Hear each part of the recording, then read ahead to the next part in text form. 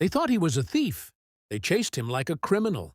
People shouted, phones came out, and chaos exploded in seconds.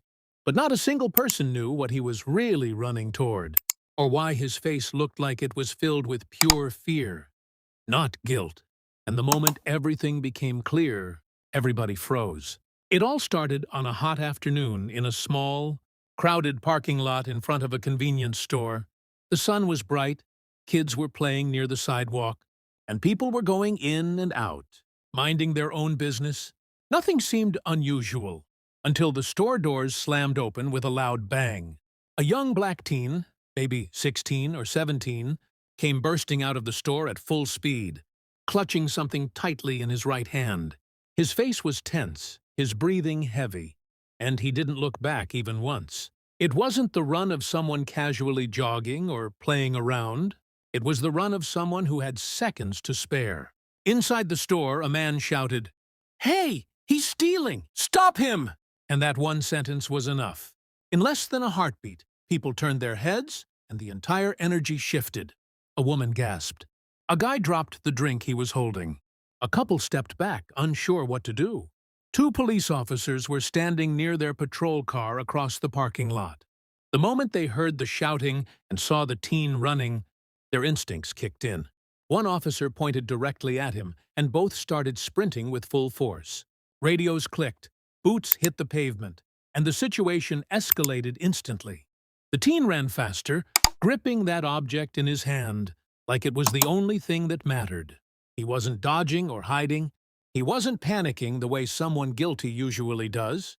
His eyes were fixed on something far ahead in the distance, locked in with a strange intensity, almost like fear, but not fear of getting caught. Fear of something else, something urgent, something unseen by everyone else. A woman near the entrance watched the entire scene unfold. She squinted her eyes, noticing something the others didn't. She stepped forward, raising her voice, shouting, "Wait! Please, don't! Just stop for a second!" But the officers didn't stop. The teen didn't stop. The confusion around the parking lot grew like wildfire. Other shoppers came outside, drawn by the noise. Most people did what people always do: assume the worst. They whispered, pointed, and pulled out their phones, recording a moment they didn't understand. Some were angry, some curious, but no one had the full picture. The officers yelled, "Stop! Hands up! Drop whatever you're holding!" Their voices echoed sharply. Still, the teen kept running. Not toward the road, not toward an escape route, but toward something no one else seemed to notice. His hand trembled. His steps were uneven, not from guilt, but from urgency. Something was driving him forward with a desperation that didn't match the story forming in everyone's mind. The woman who tried to warn the officers rushed forward again and shouted louder, "You don't understand! Just stop for a second! Look where he's going!"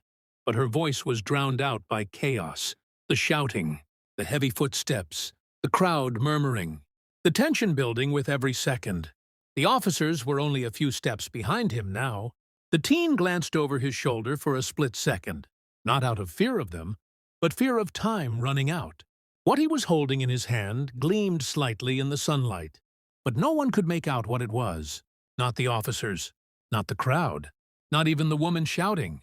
All they saw was a teenager running from a store. An accusation, a chase, a misunderstanding growing bigger every second. But what they didn't see was what he saw. Something ahead of him. Something urgent, frightening, and life or death. Something that would change everything in the next few moments. If he could reach it in time? The officers were now only a few feet behind him, closing the distance fast. One of them reached for his taser, warning, "This is your last chance. Stop right now!" But the teen didn't even look back. He wasn't running from them. He was running toward something everyone else had failed to notice. Then suddenly, a loud scream ripped through the air. A woman near a parked SUV dropped to her knees, crying out, "Somebody help! My baby! He's choking! Please!" Her hands trembled violently as she held a small infant who was turning an alarming shade of blue. The baby gasped weakly, struggling for air. People froze. Some screamed. Some backed away, unsure how to help. And at that exact moment, the teen sprinted straight toward her. The officer skidded to a stop, completely stunned. He didn't attack. He didn't run away. He didn't even look at the cops.